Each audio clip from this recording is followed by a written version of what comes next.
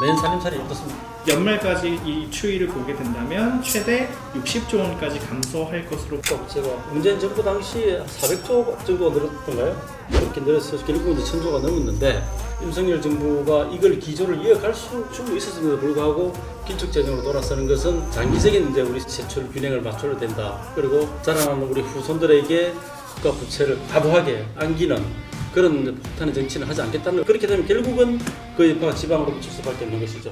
표는 전부 다 이게 경상권에서 보수가 다 가져가면서 왜 여기서 해주는 거는 없냐. 그렇게 해서 해주면은 돈은 다 수도권에서 쓰고. 지방의 힘으로서는 스스로 자력을 하려는 것은 불가능합니다. 자기들 자체적으로는 할 수 있는 능력이 안 되는 지를 거예요. 넘었었다. 결국은 의존하지 않고서는 이제 지자체를 끌어나갈 수가 없는 그런 지위까지 왔기 때문에 단지 이제 그 부분에는 뭐가 필요하냐면 이제 국가 사업이 이제 오느냐 마느냐. 니 아직도 모르나? 부산, 경남, 휴대폰, 인터넷 치대 지원, 통신생활 아이가 1522-1784 바로 전해봐라이. 통신의 모든 것 슬기로운 통신생활. 예, 여러분 한홍무입니다. 연말이 다가올수록 여러 가지 이제 처리해야 될 사안들이 많기도 하고 마무리해야 되는 타임이기도 하지만 시작을 해야 되는 타임이기도 합니다. 특히나 이제 예산 같은 정부나 지방자치단체도 살림살이를 준비를 하는 그런 단계가 지금 시점이 아닌가 이렇게 생각을 하고요. 오늘은 이제 나라 살림, 우리 그 지방 살림이 녹록지 않다는 뉴스가 많이 이렇게 보도가 되고 있고 실질적으로는 피부에 와닿는 그런 현상이기도 해서 우리가 살림살이에 대한 부분들이 제일 중요하고 왜냐하면 민생과 관련되어 있기 때문에 이런 부분들을 좀 나눠보도록 하겠습니다. 내년 살림살이 어떻습니까?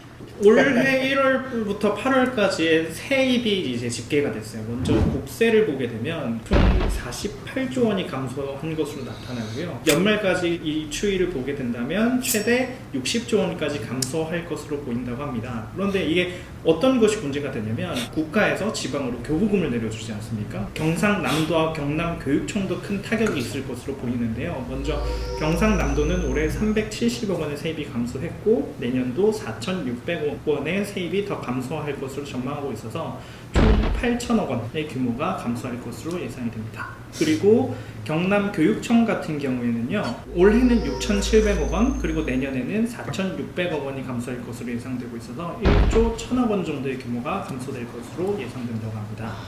만만치 않죠. 실질적으로 이제 교육청은 더 심각할 거예요. 왜냐하면 이게 교육청 예산은 기존 수입이 90% 이상 이렇게 차지를 하지 않습니까? 사실은 뭐 교육청 이야기 하시죠. 이게 뭐 교육청뿐만 아니라 이제 경남도 전체 문제이기도 하는데 단순하게 교육청 입장에서 학령 인구가 주는 거고 경남 전체로 봐서도 지금 뭐 심지어는 국가 전체의 이제 소멸 지역이 경남에 여러 군데가 많이 들어가 있어요 지금. 그래서 이렇게 가다가는 단순한 뭐 국세가 줄어서 지방세가 줄고 그죠? 이게 문제가 아니라 이러다가는 좀 뭐가 큰일 나겠다. 실질적으로 이제 정부에서도 예산처에서 아마 고민을 많이 할 거예요. 장기적인 대한민국의 재정 수입 이런 것들을 봤을 때 그동안에 사실상 문재인 정부 당시에 국가 부채가 1,000조를 넘었지 않습니까? 물론 코로나 시국을 견디면서 여러 가지 기체를 발행한 부분들이 국가 부채가 문재인 정부 당시에 400조 정도가 늘었던가요? 그렇게 늘어서 결국 이제 1,000조가 넘었는데 윤석열 정부가 이걸 기조를 이어갈 수 충분히 있었음에도 불구하고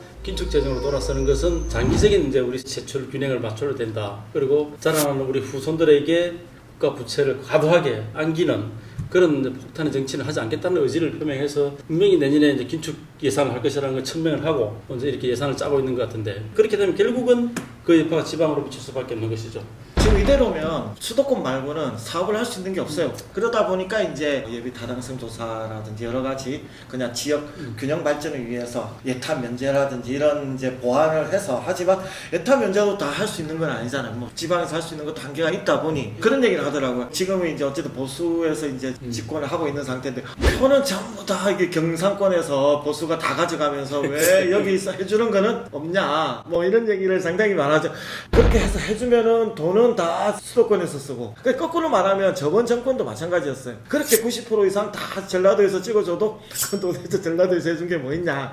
결국은 다 수도권을 위해서 전 정권과 지금 현 정권이 어떤 그런 배분에 있어서 좀 다른 패러다임을 가지고 해야 되지 않나라는 생각이 들고 실질적으로 경남의 비견을 예를 들면 경남의 시군 중에서 재정 자립도를 한번 보면요 이게 40%를 넘었을 데가 없습니다. 그렇죠. 그나마 높다 하는 창원, 양산 기내 정도가 한 37, 8% 정도 유지를 하고 그렇죠. 실제로 10%를 유지하는 지구인이 참 많거든요.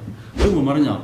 자기 자체적으로는 할 수 있는 능력이 안 되는 가치를 거죠. 넘었었다. 교부금에 의존하지 않고서는 이제 지자체를 끝날 수가 없는 그런 지역까지 왔기 때문에 결국은 이제 특별교부금이라든지 교부세가 낮아지면 지방이 이렇게 일하게 될 수밖에 없는 그런 구도가 지금 이제 눈앞에 딱 놓인 거고 10%도 안 되는 네. 자립도를 가지고 할 수 있는 데가 부산은 좀 덜하겠지만 네네. 경남 같은 경우에는 만약에 그렇게 자립도를 높여주면 줄수록 더 무너질 수 있는 가능성이 상당히 맞습니다. 크죠. 왜냐면 강력하고 좀 틀린 게 광역시는 위에서 예산 편성을 하고 사실은 이제 저 구 단위에서는 사업 편성이 거의 없지 않습니까? 그 10% 20%도 안 되는 지금 기초 지자체들이 정말 헌신을 다해서 자립도를 높이거나 하기 위해서 과연 얼마만큼의 노력을 할 수 있는가 한번 자아성찰을 좀 할 필요가 있다. 예를 들어 경남을 봤을 때 너무나 확연한 차이가 나는 거예요. 서로 다 어렸었어요. 예를 들면 사천시 같은 경우에는 우리가 깜짝 놀랄 성과들을 지금 많이 내고 있고 그래서 자립도뿐만 아니라 많은 것들을 주목을 받으면서 많은 부분들을 해내고 있단 말이에요.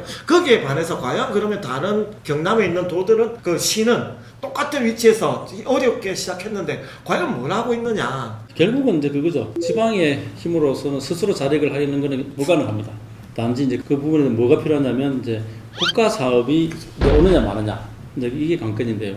사실은 이제 이게 시대에 따라서 패러다임이 바뀝니다만 그동안에 이제 경남도 지자체를 보면 이제 조선업이 했을 때는 거제 통영 고성 일대의 이제 지자체들이 굉장히 활발한 경제 활동이 있었고 지금은 이제 사천 우주항공이 이제 우리 미래 산업으로 이렇게 방산까지 하면서 이제 사천에 대한 국가적인 아젠다가 투입되면서 이제 그런 수가 있는 것인데 국가 산업이라는 것이 뭐 경남에만 집중할 수는 또 없는 부분 아닙니까? 그러다 보니 이제 이런 지자체 어려운 점이 있지만 그와 반대로 국가 산업이 갔는데도 불구하고 그렇죠. 그걸 살리지 못하는 부분들이 있다. 그거는 뭐 이제 우리 하동 갈사망 같은 경우는 어마어마한 인프라를 만들었단 말이에요. 그럼 지금까지 그게 전혀 써지지 못하는 불모지로 방치된 그런 상태가 있고요.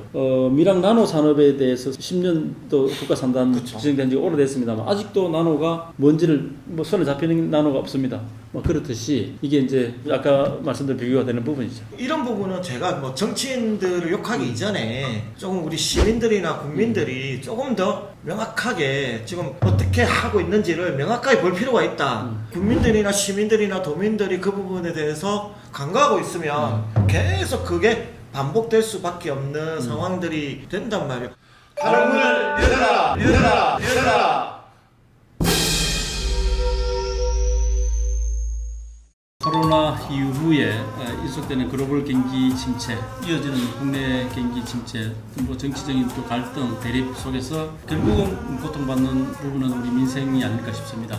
어쨌든 어려운 예산 상황이 예측이 되지만 여야가 싸우지만 민생은 챙기며 싸우는 그런 정치적인 앞날을 기대하면서 내년 총선에서는 정말 다른 거는 차치하더라도 우리 민생이 우선해 주는 그런 국회가 되기를 진심으로 바라면서 오늘 토론 마치겠습니다. 전환 콘텐츠를 만들려고 저희 센TV에 협찬해 주신 분이 계십니다. 가덕 신공항 건립과 2030 부산 엑스포 성공 유치를 위해서 BNK 부산행이